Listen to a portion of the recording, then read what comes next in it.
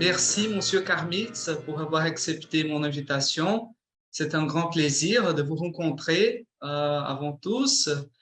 Et alors, ma première question, c'est par rapport à votre enfance à Nice, parce que je sais que vous êtes arrivé en France en 1947, et, et alors vous êtes né en Roumanie, vous êtes arrivé à Nice. Et comment était cette enfance à cette ville? Et aussi, j'aimerais savoir, si possible, le film que vous avez vu en salle que vous ont marqué à cette époque-là.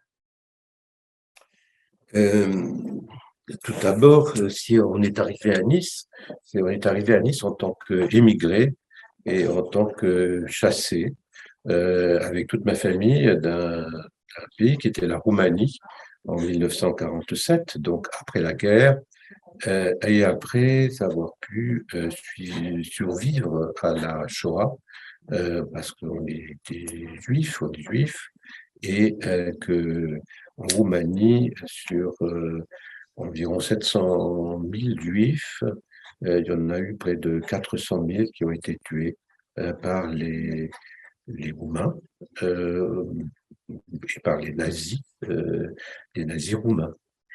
Et donc, nous avons survécu à la guerre avec ma famille et mon père a dû quitter la Roumanie parce que considéré comme un riche industriel et dans cette la deuxième partie après la guerre, il aurait été condamné comme riche propriétaire par le Parti communiste. Et donc, nous sommes arrivés à Nice, mais après avoir tenté de descendre on est arrivé en bateau et on a tenté de descendre dans différents ports de la Méditerranée, que ce soit Istanbul, Beyrouth, Haïfa, Naples, où on a été refoulé de tous ces ports. Et le seul pays qui nous a accueillis, le seul port qui nous a acceptés, c'est le port de Marseille en France. Et de Marseille, on est arrivé à Nice, qui est situé près de Marseille, et on a trouvé une maison et une école qui m'a accueilli, puisque jusqu'à cet âge-là, j'avais tout de même 9 ans, jusqu'à cet âge-là, je n'ai pas pu aller à l'école. Donc, j'ai appris à lire et à écrire à Nice, à l'école communale du Mont-Boron, à Nice. Et c'est la France aussi qui m'a appris à lire et à écrire. Et à parler le français, bien sûr. Et donc, à Nice, si vous voulez, c'était à l'époque une ville absolument merveilleuse, toute rose. Malheureusement, elles ont été démolies, c'est toutes les maisons au bord de la mer. Et il reste des traces encore de ça, c'est une très belle ville encore, mais la partie la plus belle, disons, de mon souvenir de Nice a été détruite. Effectivement, c'est la première fois que j'allais au cinéma, parce qu'il n'y avait pas de cinéma. Le cinéma était interdit aux Juifs, comme aussi d'avoir des vélos. Enfin, tout était interdit, si vous voulez, pendant la guerre. Et je suis allé au cinéma avec ma grand-mère qui nous avait rejoints. Et le premier film dont je me souviens, c'est un film de Harold Lloyd. Mais dans un souvenir assez vague et sans que ça m'ait marqué.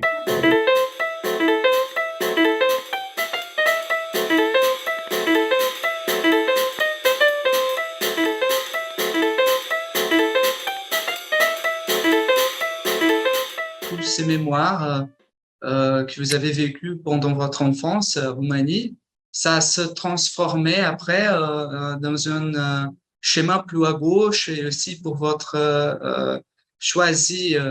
votre décision d'appartenir au Parti communiste, n'est-ce pas?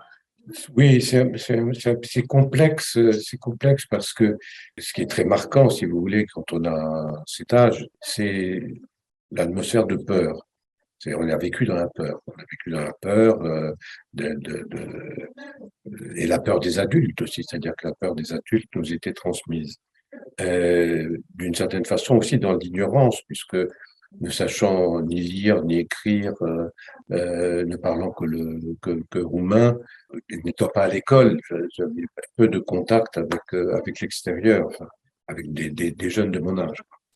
Et cette peur, je me suis rendu compte beaucoup plus tard que si on veut ne pas être mangé par la peur, ne pas être détruit par la peur, qui est un sentiment extrêmement violent, enfin qui est un sentiment très destructeur, euh, c'est, euh, il faut faire preuve de courage.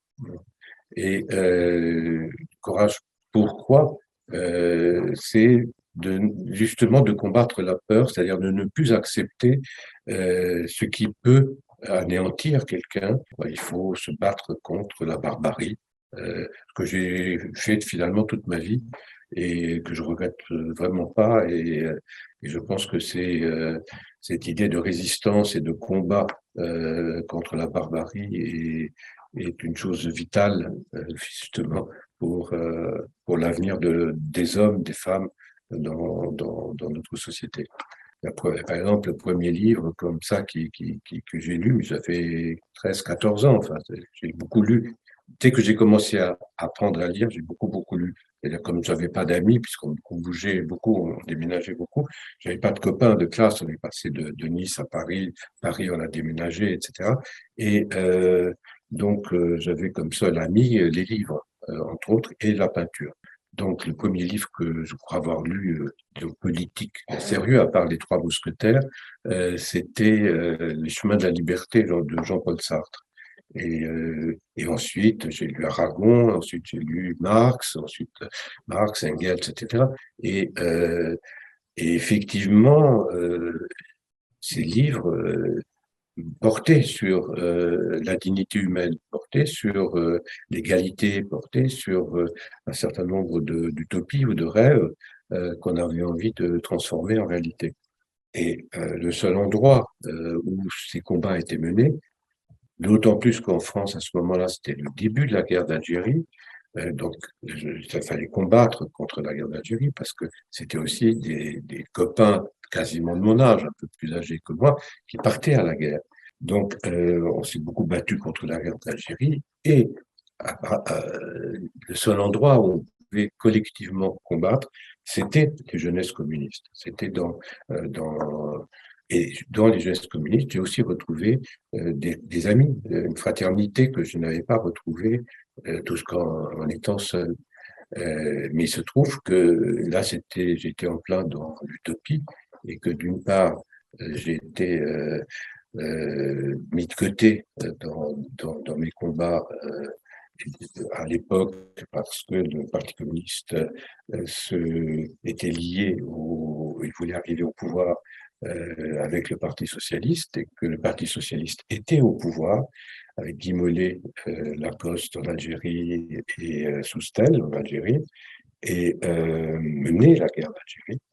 Et donc le Parti communiste faisait un peu semblant de lutter contre la guerre d'Algérie, mais ne luttait pas réellement. Et comme nous, on luttait réellement contre la guerre d'Algérie, on a été d'une certaine façon exclus du Parti communiste.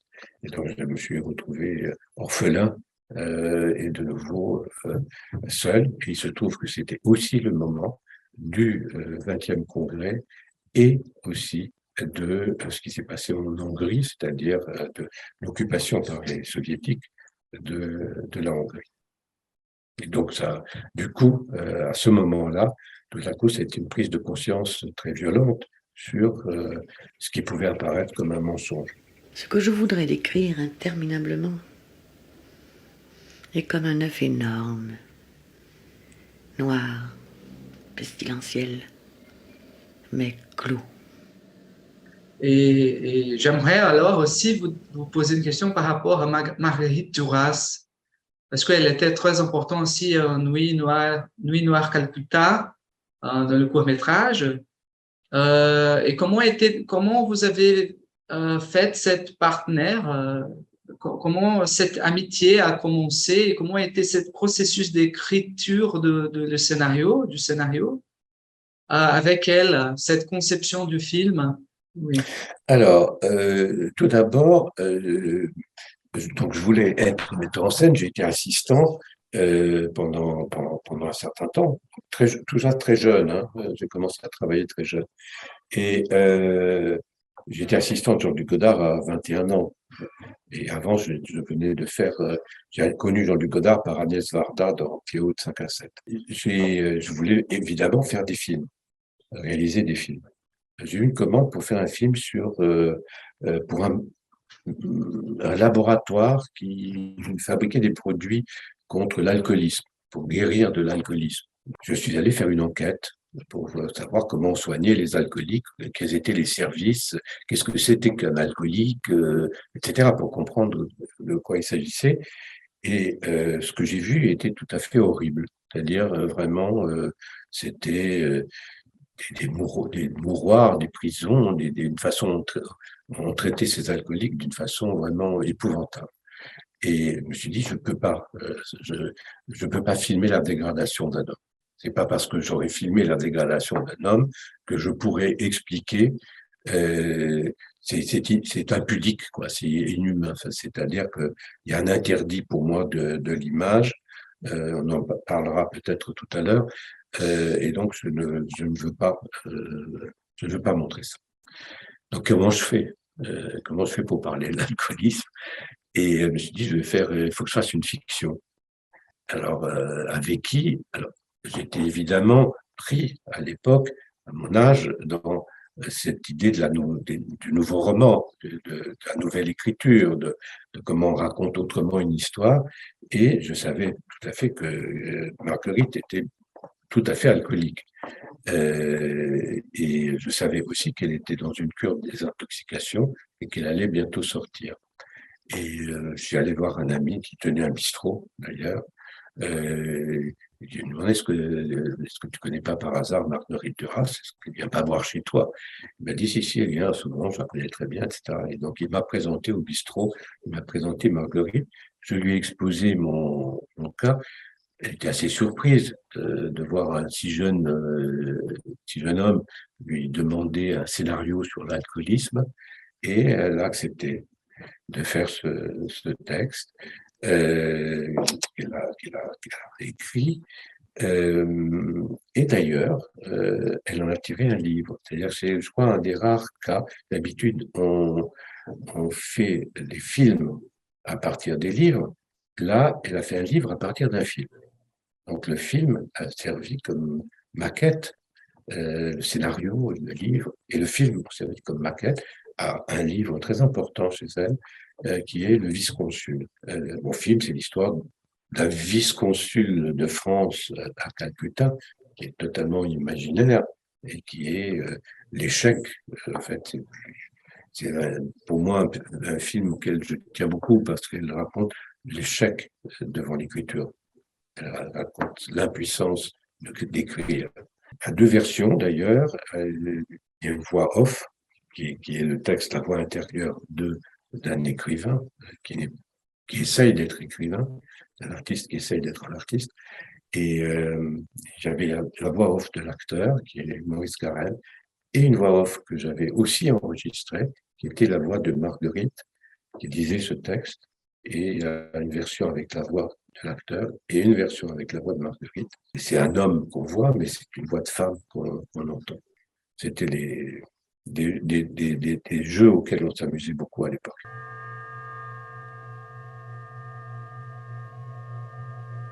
Oui, je trouve fascinant dans cet court-métrage, c'était la scène, toutes les scènes dans lesquelles il promène, parce que je le trouve toujours fascinant, le jeu de promenade Et pour moi, c'était comme une invention d'une nouvelle ville pour moi, en tant que je le regardais, parce qu'il se trouvait, il cherchait, pour moi, c'était une promenade de sens de la vie. Il cherchait une nouvelle manière de regarder de la vie. Et alors, c'était aussi fascinant de voir la manière dans laquelle vous coupez le plan. Et ça m'a beaucoup touché. Et alors, j'aimerais savoir aussi comment a été le processus de tournage de ce cours. Je crois qu'on a tourné dans à peu près un peu plus d'une semaine. J'ai tourné dans l'appartement de Marguerite Duras à Trouville. J'ai tourné à Trouville, c'est d'ailleurs c'est les mêmes décors. Enfin, ça n'a pas changé, hein. On retrouve tout à fait le bistrot dans lequel on a tourné, il existe toujours. Les rues existent, l'hôtel existe. Enfin, tout ça existe.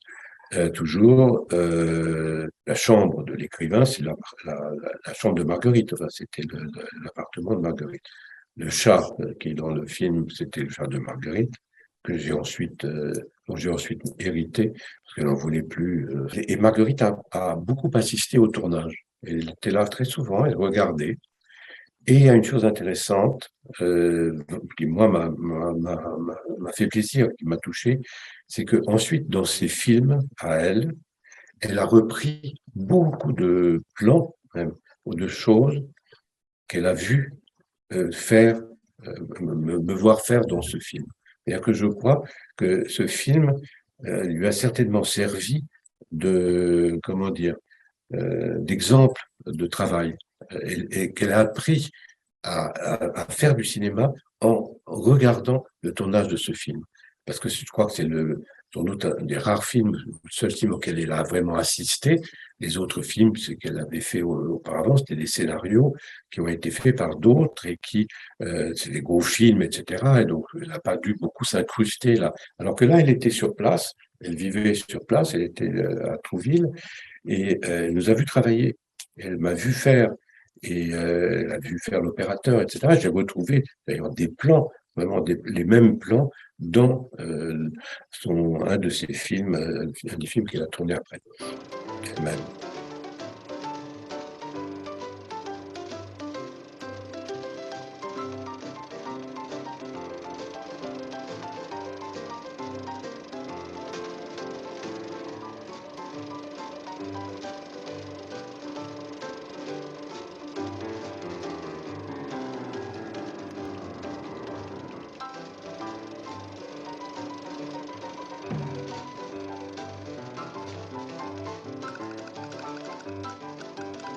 Et j'aimerais aussi vous retourner un peu, parce que vous avez mentionné Godard et Madame Varda.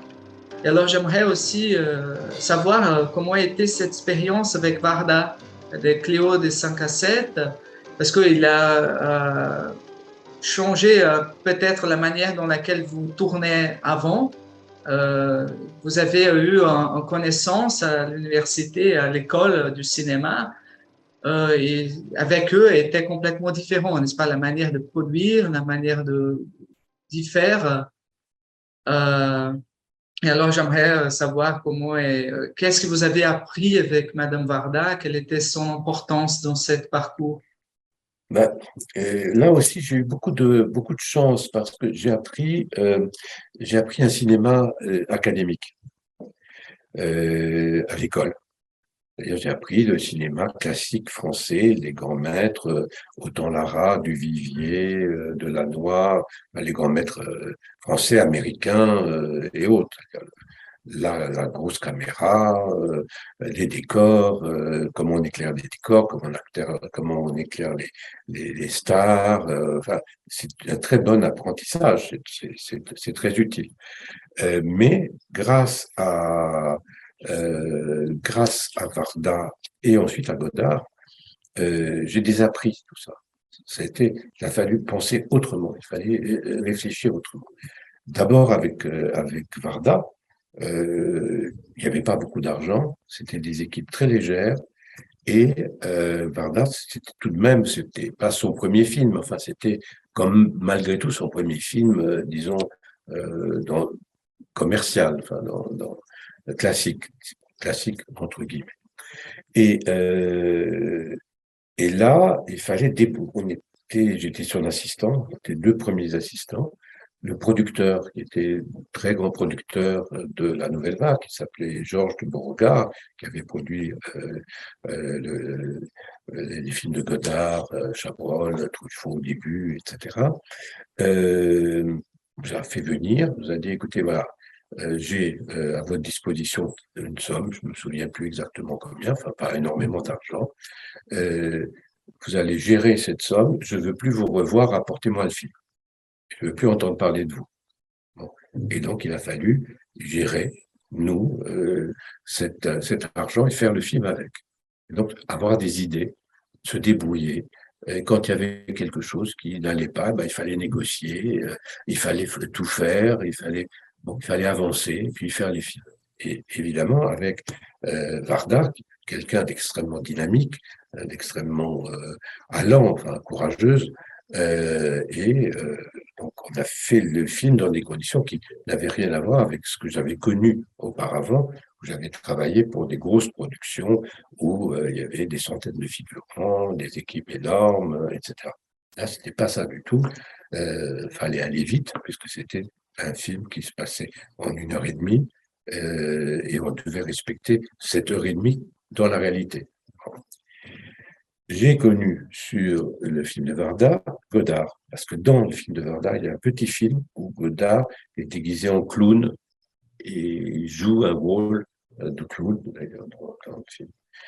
Et j'ai connu comme ça, il m'a demandé d'être son assistant après, sur un film, un sketch qu'il faisait dans La Paresse et Sept péchés capitaux.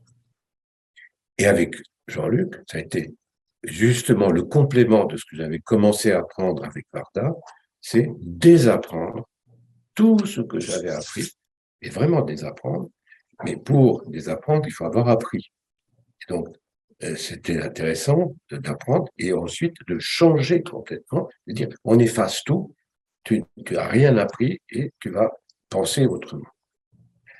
Par exemple, concret, je me souviens dans le film, il y avait deux personnages en voiture. Tout le film se passe dans une voiture. J'avais appris à l'école que pour faire des plans en voiture, soit on avait des trucages en studio, et évidemment Jean-Luc n'en voulait pas, soit on avait une voiture qui était tractée par une autre voiture et on tournait avec ce qu'on appelle une voiture travelling, soit on mettait une carcasse de voiture sur une plateforme et l'acteur faisait semblant de conduire. C'était les trois solutions. Je propose les trois solutions à Godard. S'il y avait une quatrième solution, on pouvait mettre une caméra sur le capot d'une voiture et tourner en étant sur le capot. Je propose ces solutions à Jean-Luc, il dit non. J'ai peur sur le capot, j'ai peur, je vais tomber. C'est trop compliqué, tout ça, ça va pas du tout. Et comment on fait? Oh ben, c'est simple, on se met là où il y a de la place et je vais tout tourner de dos. Et je vais tourner tout le film de dos. Les acteurs vont être de dos. C'est extraordinaire. On ne tourne pas un film avec des acteurs de dos. Et on a tourné des stars, en plus, il y avait Eddie Constantine. Donc, on a tourné de dos, les dialogues entre les acteurs. Et cette façon-là de rentrer dans l'écriture cinématographique, par le bout interdit, par le bout que personne n'aurait imaginé, m'a beaucoup évidemment influencé. Il faut trouver des idées quand on ne veut pas avoir les moyens. Il faut mettre l'imagination au pouvoir plutôt que l'argent au pouvoir. Je discutais aussi avec Monsieur Godard le montage, après quand les tournages étaient finis. Est-ce que vous avez participé à ce moment-là? J'étais tout jeune, hein, j'avais 21 ans, donc j'étais l'esclave qui faisait le ménage. Hein, et donc la salle de montage, non, c'était pour les grands. Mais j'étais très touché par le décès de Jean-Luc, parce que mon histoire est très liée à lui. Dans la mesure où j'ai commencé à 21 ans, Ensuite, on a filmé 68 ensemble. Ensuite, on a fait ces 2 films opposés et concurrents. Le mien a eu du succès, le sien n'a pas eu de succès. Ensuite, j'ai produit un film de lui qui était son plus grand succès, qui s'appelle Sauf qui peut la vie. Ensuite, on a préparé toute une série de films. Enfin, donc on a eu énormément de relations jusqu'à quelques années avant la fin avant sa mort, où il a tenu des propos antisémites et qui m'ont beaucoup énervé, et donc j'ai arrêté de le voir. Mais mais quand même, j'ai une énorme affection et une énorme admiration pour lui.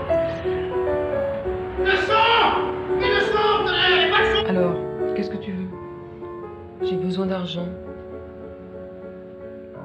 Une chose très intéressante, c'est que quand j'étais son producteur, quand j'étais le producteur de Jean-Luc, là, je suis bien sûr intervenu en montage. Il m'a montré les différentes étapes du montage, et là, je lui faisais des critiques. Et contrairement à tout ce qu'on pouvait penser du caractère de Jean-Luc, toutes les critiques, chaque fois que j'ai pu lui en faire, il a toujours écouté. Et il a toujours, s'il disait, il faut couper ça, ça va pas, ça, tu devrais changer, ça, tu devrais mettre là, il l'a fait. Il a essayé, parfois ça marchait, parfois ça ne marchait pas, mais il a toujours essayé de comprendre, essayé de voir ce que je pouvais lui dire. Il n'a jamais eu une position que j'ai rencontrée chez pas mal d'autres jeunes réalisateurs, beaucoup moins importants que lui. Il disait, mais non, tu es le producteur, tais-toi, va dans ton coin. Non, pas du tout. Respect incroyable, écoute incroyable des interlocuteurs.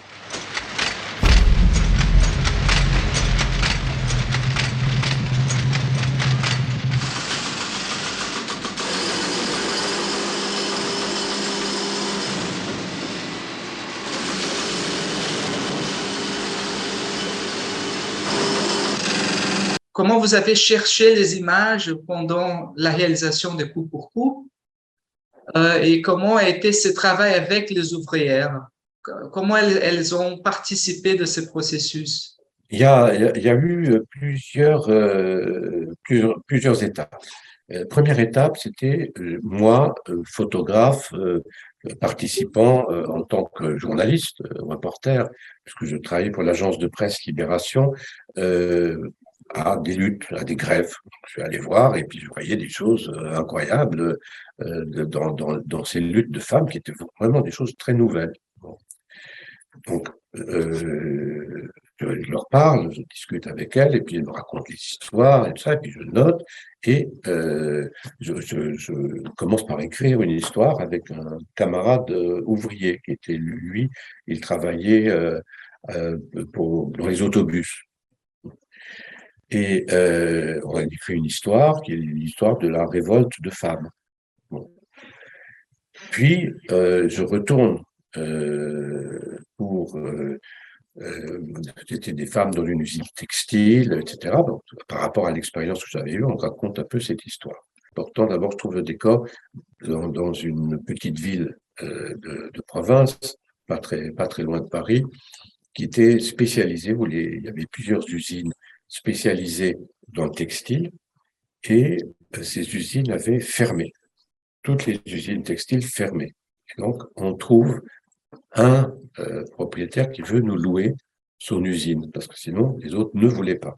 Ils ne voulaient pas qu'on tourne chez eux, dans la vraie usine, ils ne voulaient pas, pour celles qui étaient encore ouvertes, ils ne voulaient pas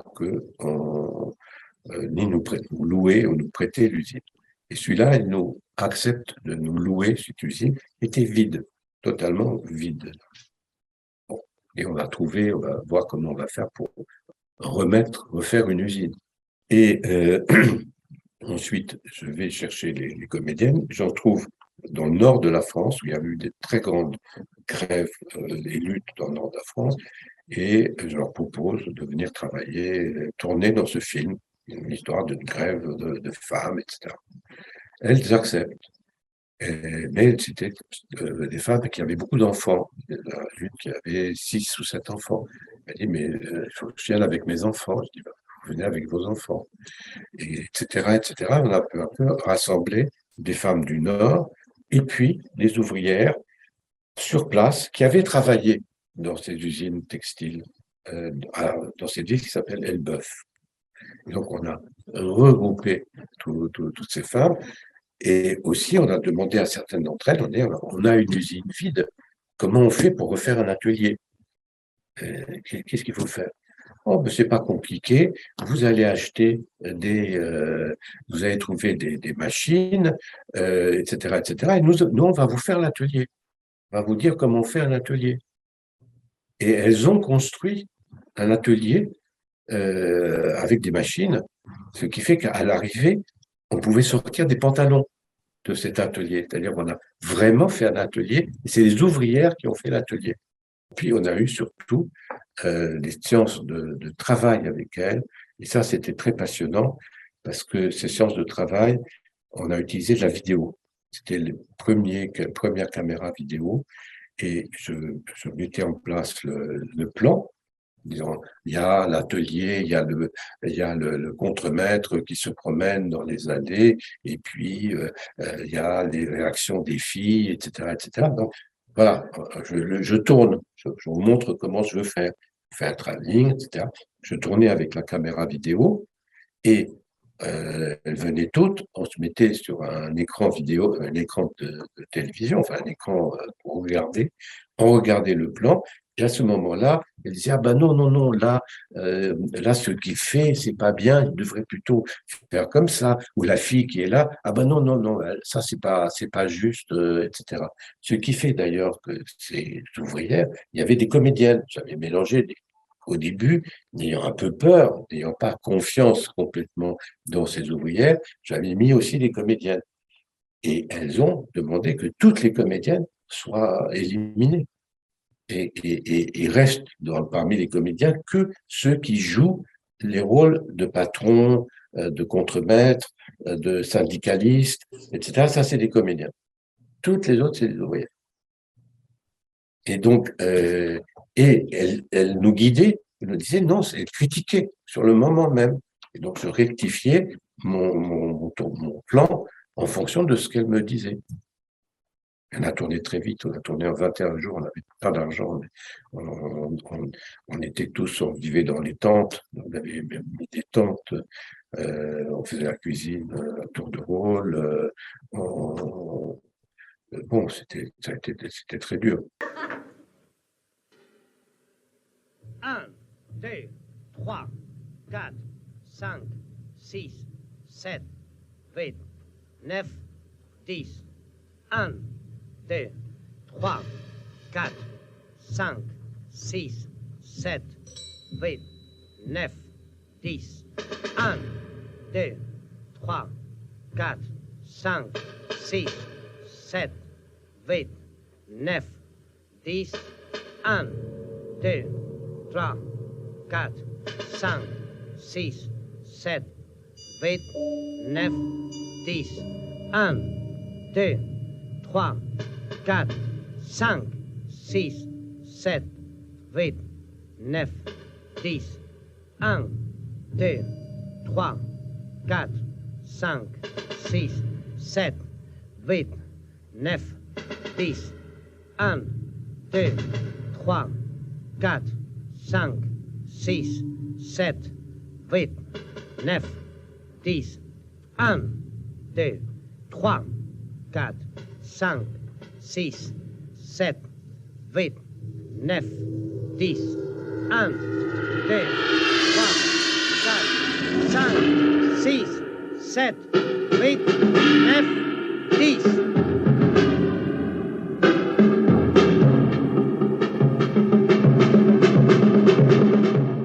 Et alors, en parlant aussi un petit peu sur 7 jours ailleurs, pour qu'on aussi parle sur ces films, que je le trouve fascinant au terme du son. Il y a, par exemple, il y a une scène dans laquelle il y a un couple et il s'assoit dans une petite chaise, je ne sais pas si c'est quelque chose pareil.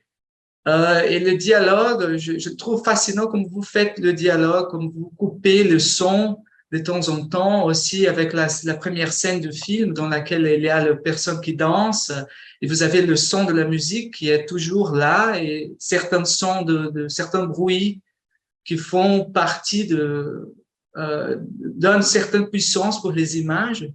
Comment était ce travail de son, d'enregistrement, mais aussi de traitement pour vous? Est-ce qu'il était important, cette composition sonore? Vous mettez le doigt sur quelque chose de très intéressant. C'est que j'ai beaucoup travaillé le son dans Comédie, le film que j'ai fait avec Samuel Beckett, qui repose sur le regard et sur le son. Pour Comédie, j'avais besoin d'enregistrer les voix, les textes de Beckett, les acteurs, et il fallait que les acteurs parlent très, très, très, très, très vite, parce que tout se faisait sur l'accélération du son. Et puis ensuite, le ralentissement du son. Le son était traité vraiment comme une musique, et les acteurs dans le film sont en playback. Donc, ils jouent ils sont enregistrés, ces trois personnages, un homme et deux femmes. Et ils racontent une histoire qui est une histoire à la Feydeau, une histoire de couple. Il y a le mari, la maîtresse et sa femme. Et il y a le problème entre les trois. Et ils racontent chacun à son tour son histoire. La femme raconte l'histoire, l'homme et puis la maîtresse.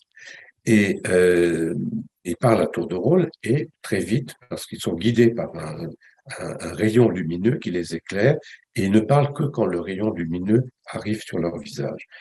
Et le rayon lumineux est très, très vivant, très vif, et il passe à toute vitesse, de l'un à l'autre. Je les ai enregistrés séparément, j'ai monté, j'ai coupé dans le son tout ce qui était même petit son inutile,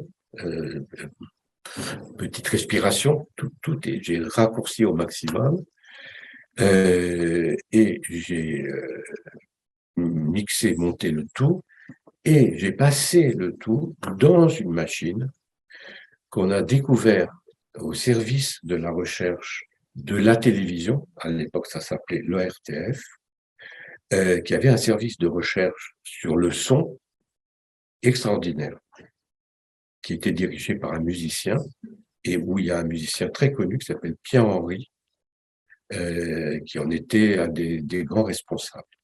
Et les ingénieurs de ce service avaient trouvé une machine qui permettait d'accélérer le son sans changer le niveau de la voix.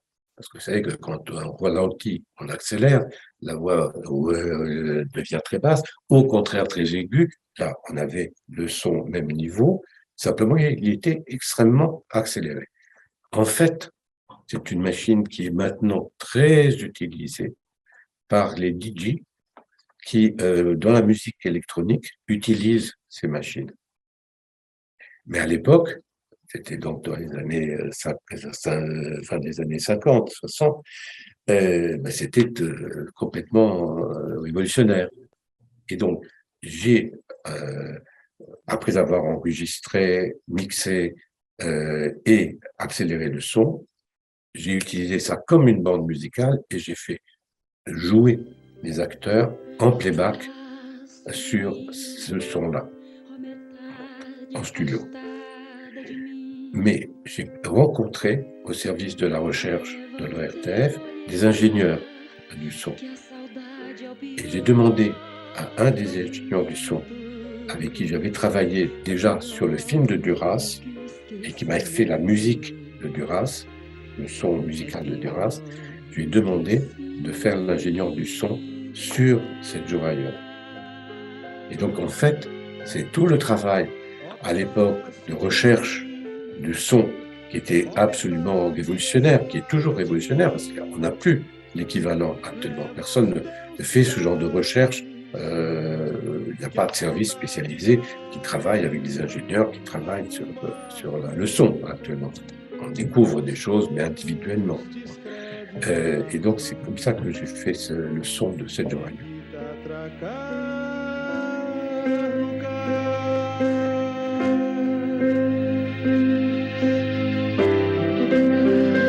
De mim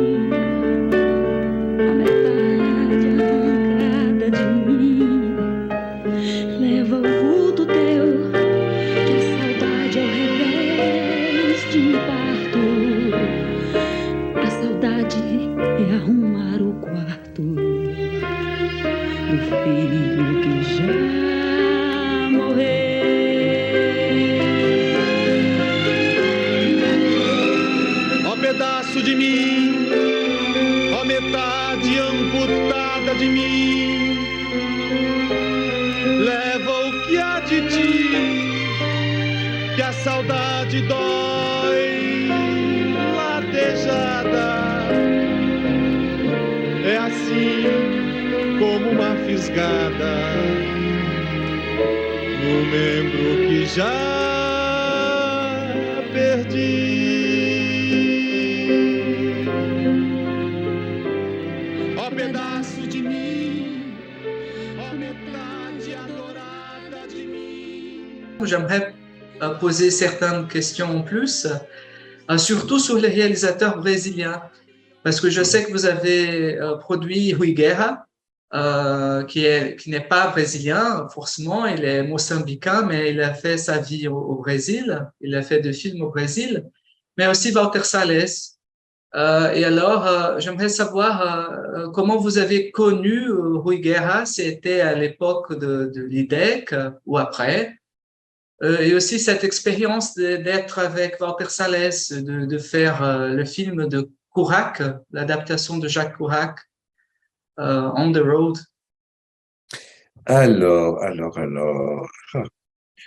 Comment est-ce que j'ai connu Rui Guerra? Je ne sais plus. Je ne sais plus. Je sais qu'en tout cas, je pense que c'est lui qui m'a amené l'opéra de Malandro, le texte de Chico Buarque, et que j'ai trouvé formidable. Si vous voulez, je trouve que le cinéma ne se renouvelle pas beaucoup. C'est-à-dire que il y a toujours, on est toujours un peu dans les mêmes formes, etc. Et puis, les gens du cinéma, c'est toujours des gens qui viennent, enfin, en tout cas, venaient du cinéma, alors que là, c'était intéressant de faire quelque chose que je ne savais pas faire, qui était une comédie musicale. Faire une comédie musicale avec des Américains, ça, j'aurais fait ça sûrement moins bien que les Américains, mais faire une comédie musicale avec un Brésilien et avec Chico Buarque, ça, j'avais très envie. En plus, c'est un sujet, évidemment, qui m'intéresse énormément, parce que c'est l'opéra des Gueux, c'est l'opéra de Malandro. Et donc, le sujet était intéressant, Chico Buarque était passionnant, et oui, aussi. Donc, j'ai eu absolument envie de faire cette aventure, d'autant plus, comme avait dit, qu'il n'y avait pas un seul producteur occidental, gringo, qui avait survécu au Brésil. Que tous ceux qui avaient essayé de faire des films au Brésil avaient dû repartir sans avoir fait le film. Et si c'est comme ça, je vais essayer. Je vais voir si moi j'arrive au bout. Alors, effectivement, ça avait commencé par une grève. J'arrive au Brésil à la grève. Et il a fallu discuter. Et ça, c'était intéressant. Et donc, et on a fait le film, on a terminé le film, et ça s'est passé formidablement bien, etc., quoi. Et, mais c'était un enjeu personnel en disant, est-ce que moi qui ne parle pas une seule langue étrangère, je parle pas anglais, etc., est-ce que je suis capable de faire un film au Brésil? On me dit qu'aucun producteur n'est sorti vivant du Brésil. Bon. Est-ce que je vais sortir vivant? Mais c'était pareil, j'ai fait des films en Russie. J'ai fait des films dans des conditions incroyables en Russie. Bon. Et on est sorti quand même vivant de la mafia, de tout. J'ai fait même fait des films au Mexique, j'ai fait des films dans pas mal de pays, parfois très dangereux. Et on les a finis, les films. Vous êtes venu au Brésil, à Rio peut-être, n'est-ce pas, à faire ce film? Oui, je suis venu au Brésil. On tournait dans un endroit incroyable, on tournait la nuit. Parce qu'on n'avait pas trouvé de décor, et on avait construit un décor dans la plus grande hall d'exposition de Rio, et qui avait en même temps une foire aux animaux. Alors, dans la journée, il y avait les animaux qui faisaient du bruit, et la nuit, ils dormaient, les animaux. Et pendant qu'ils dormaient, nous, on tournait. On avait construit dans un coin des décors, un très beau décor du vieux Rio, et on tournait là.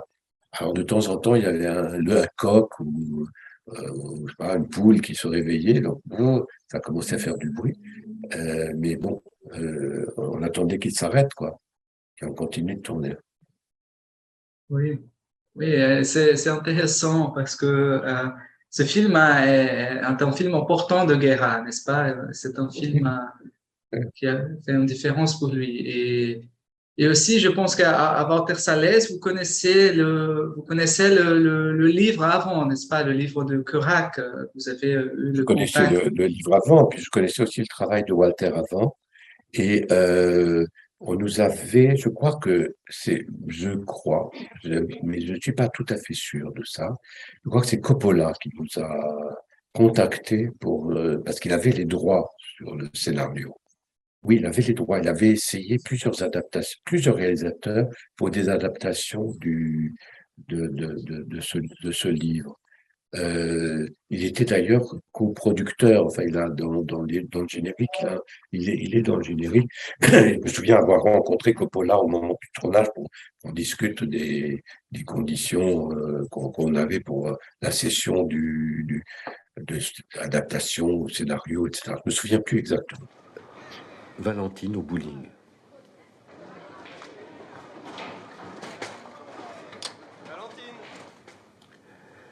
Juste avant ce moment, on a vu son voisin aller acheter une cartouche de cigarettes dont on distingue très facilement la marque, Marlboro. On retrouve donc Valentine au bowling. Elle finit de jouer et la caméra se déplace rapidement par un travelling latéral sur une table. Il n'y a personne autour de cette table. Il y a un verre cassé et vide et un paquet de cigarettes Marlboro froissées. Et on comprend que ce jeune garçon, son voisin, a eu une rupture avec la fille qu'il fréquentait. Il y a juste ce plan qui explique la rupture. N'importe quel écrivain, n'importe quel cinéaste, il lui faut de longs moments pour expliquer cela. Là, en 1 minute, tout est dit. Et là, le cinéma devient grandiose et peut dire beaucoup plus de choses que justement la peinture, la littérature ou la musique même. Vous pensez que les réalisateurs d'aujourd'hui, contemporains, manquent-ils la capacité de chercher, de faire des expérimentations plus denses? C'est-à-dire que je crois qu'avant, que la première question qu'on se pose quand on est un artiste, c'est qu'est-ce que j'ai envie de raconter? De quoi est-ce que j'ai envie de parler? Et une fois qu'on a déterminé et qu'on a trouvé ce contenu en lui-même porte ou pas la possibilité d'un point de vue nouveau sur le monde, où on ne fait que reproduire la réalité, illustrer la réalité, et donc on n'a pas de point de vue. On dit, bon, moi je vais montrer le soleil qui se lève, et on montre le soleil qui se lève. Et si c'est que ça, c'est pas peut-être tout à fait intéressant. Donc, si on a un point de vue sur le soleil qui se lève, c'est déjà beaucoup plus intéressant. Donc, on essaye de savoir comment, à ce moment-là, réaliser cette idée. Et il faut d'abord avoir cette idée, ce point de départ personnel, nouveau, difficile, éventuellement, etc., pour lui donner une forme qui soit à la hauteur de cette idée. Si on part de faire une forme nouvelle avec un contenu ancien, ça ne peut pas marcher, évidemment. Donc, c'est là tout le problème. Donc, il y a actuellement ni contenu nouveau, la plupart du temps, ni un discours nouveau sur le monde. On a des discours très stéréotypés, on a des discours politiquement corrects. On vous raconte ce que l'on raconte dans la presse sur les hommes, les femmes, les noirs, les blancs, les homosexuels, les trans, etc. Bon, ok, c'est pas nouveau, tout le monde en parle, tout le monde dit beaucoup de bêtises d'ailleurs autour de ça. Bon, on arrive même plus à avoir des discussions normales autour de ces problèmes sans tomber dans des dogmatismes un peu fascistes, quoi. Bon. Pour donner un exemple très concret, pour moi, un des plus beaux films que j'ai fait, c'est le dernier film que j'ai fait avec Abbas Kiarostami, qui a tourné au Japon, et qui est tout simplement l'histoire d'un vieux professeur d'université, ex-professeur d'université, qui est fasciné par les jeunes femmes, qui a encore des désirs, qui a encore des besoins, qui a encore envie de vivre, et qui est séduit une jeune fille qui elle-même est un peu prostituée, se vend pour avoir un peu plus d'argent. Et c'est tout simplement en 12 heures, c'est-à-dire une espèce de nuit, le rapport entre cet homme qui va mourir et cette jeune femme qui va peut-être comprendre quelque chose de la mort et lui qui va peut-être comprendre autre chose que ce qu'il connaissait de la jeunesse. Et donc, on est c'est un des aspects, c'est une des commentaires autour du film. Je ne veux pas en faire d'autres, parce qu'il y en a beaucoup d'autres qu'on pourrait faire. Et pour moi, c'est le film le plus dynamique, le plus nouveau, que moi, en tout cas, personnellement, j'ai vu et produit dans la réalité des dernières années.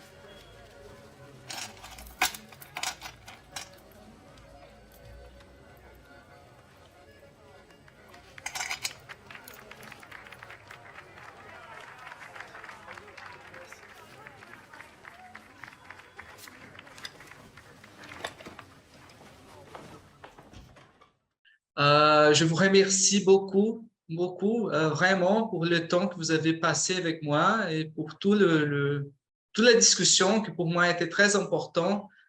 Je vous remercie pour votre film, pour le film que vous avez produit. Mélo, c'est l'un des films que je préfère le plus. C'est dans ma liste de films préférés, Mélo. Et alors, je vous souhaite une bonne journée, une bonne week-end. Et j'espère de le revoir peut-être une autre fois au futur. Alors, merci. Merci beaucoup. Bravo, vous avez beaucoup travaillé, ce qui est rare, et bravo. Et c'est la raison pour laquelle je voulais vous répondre, parce que vous avez travaillé.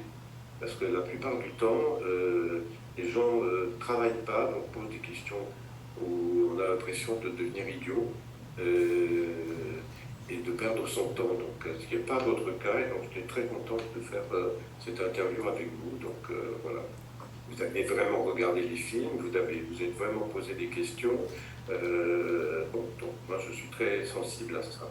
Je pense que c'est très important et qu'il y a de moins en moins de gens qui travaillent comme vous. Donc, tous les gens qui travaillent comme ça, j'essaie d'aider, enfin, en tout cas d'être présent.